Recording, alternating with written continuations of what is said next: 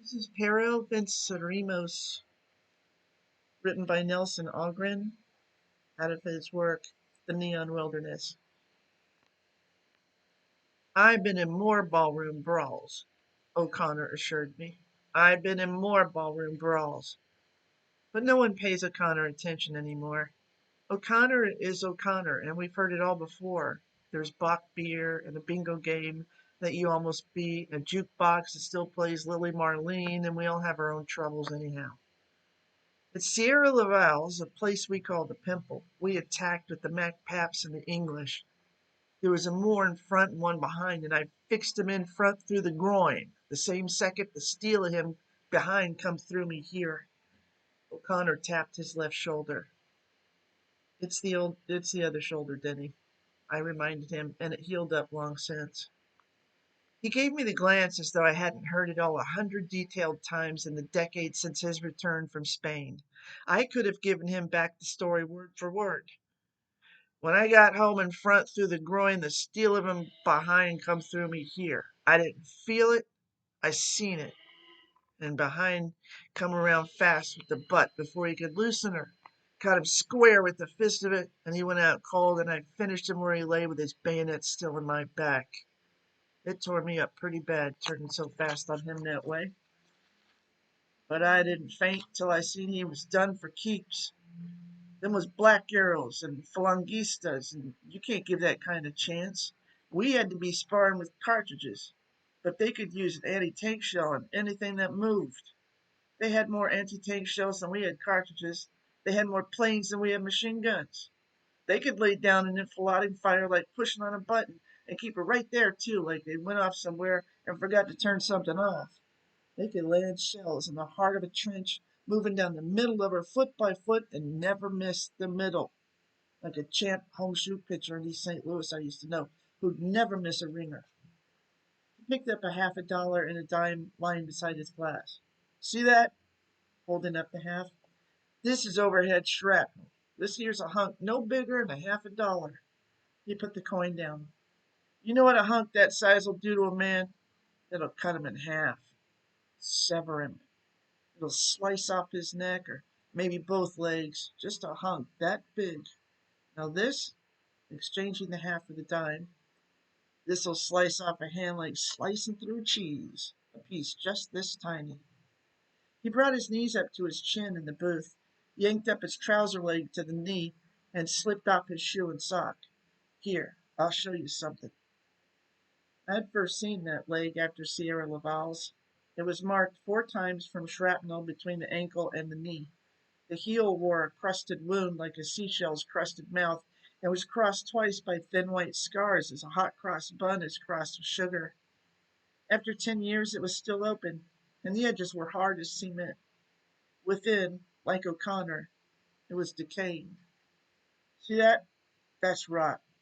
I used to think it'd stop, but I don't think so no more. Some one of these days they'll be taking her off me, and you know how much shrapnel they took out of that job? He touched fingertip to thumb to indicate a pellet the size of a grapeseed. That much did that. Now you know.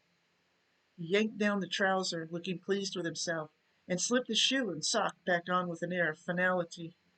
A second world war had come and gone, and Denny hadn't yet spoken of anything else but overhead shrapnel on the Ebro, and a man's need for taking care of himself, of being alert for physical disaster that might come any hour of the day or night in any of 1,000 guises. He was still frightened of the hand-to-hand stuff. It wouldn't be so bad if he'd invent a little sometimes as he went along, but it's always the same threadbare routine. I was raised in East St. Louis, he went on, a couple blocks south of the valley. I've been in more brawls on land and sea than you got fingers and toes, and I'm a good Union man to boot. You gotta be in East St. Louis. That's why I learned to hold my fire. I was wishing he'd hold his fire long enough for me to put a nickel in the juke. I knew he hadn't belonged to a Union since Pearl Harbor. Abruptly, as though suddenly afraid of losing my attention, he sloshed his beer across the floor, shoved the glass into his pocket, and, covering it with his hand, broke it neatly on the corner of the table and withdrew it jagged and cracked. He emptied the fragments on the floor and held up the bottom half. No one could touch you when you're fixed up with something like this, he assured me as though we were being threatened from the next booth. Even if a guy got the difference on him, he don't want to get too close to no man with broken glass in his hand. So just work up close to him and ask would he like one of his lamps trimmed? He described a circle in midair with a screw-like movement of the glass, and reassured me that the fellow would put the difference back on his hip where it belonged. But his heart wasn't in it after all. He put the glass down, looking tired, and apologized indistinctly. I'm just a poor boy, doing the best he can. Maybe I just wasn't raised right. Maybe it was the war, Denny. A lot of the boys got hurt in the big one too, you know. Anything to get his mind off Spain. Oh, that one, he said. I guess it was bigger, all right, but ours was tougher. He always referred to the Great War as theirs, and to the war in Spain as ours. Not one guy in 10 even got shot at in the big one, he added. We had the hand-to-hand stuff.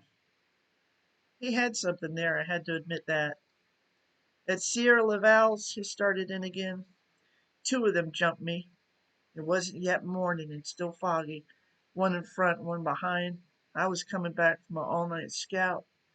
I got the one in front through the groin and drew it out clean the same second the steel of him behind come through my shoulder. I didn't feel it. I just seen it and come around fast with the butt. Laid one out cold and got the other where it counts. Finished him where he lay, him I'd cold cocked, with his own steel sticking out of my back when I'd done it. I rose indifferently, shoved the nickel in the juke, turned the volume on loud, and returned to the table till the piece was almost finished. A Dorsey recording called As Long as You Live, You'll Be Dead If You Die. Then I bought a quarter's worth of sixes at the 26 board. I made it last, shaking slowly. On the last roll, I needed but one six, and it came all fives and deuces, and I saw him coming again, limping a little like he does on flat surfaces. So I bought another quarter's worth in a hurry and offered him the box. He didn't want it, of course. He just watched. That's all he'd been doing for a decade, watching. He wasn't interested in dice any more than in beer, or in women, or swing, or the opening game at Comiskey Park, or Woodcock's chances against Lewis, or any of the good American things he'd been raised on and lived by. He'd gone to sea at 18, and had helped chase Sandino one afternoon in Nicaragua, and now he wished to tell me more about Sierra Leval's. That was pretty little to grant a man, but I took sixes again and thought of him at 40. He'd only have 1 foot by then if he was still around. In a way, he wasn't much here any more at 35. He too lay among the dead at Sierra Leval's. He'd keep on talking a while, though, to whoever would listen, about that foggy morning at the Pimple. Then curtains. Game called darkness. At Fuente de Ebro, he began. Maybe you'd better forget Fuente de Ebro, I advised him directly. After all, that's 100 years ago. He looked at me a long moment, as though trying to understand what I'd said. He was trying so hard that he was biting his lip, then seemed suddenly to understand at last. Why, no, he told me a little dreamily. It ain't that long ago at all. It's just like yesterday. He rose slowly, his last nickel in his palm, and leaned as though resting against the juke while it began for the last time. As long as you live, you'll be dead if you die. When it was finished, he returned slowly and asked me, Did I say yesterday? And shook his head like a man recalling an endless dream. It wasn't even yesterday the way it feels. How does it feel, Denny? It feels more like tomorrow. I hadn't thought of it just that way before. The end.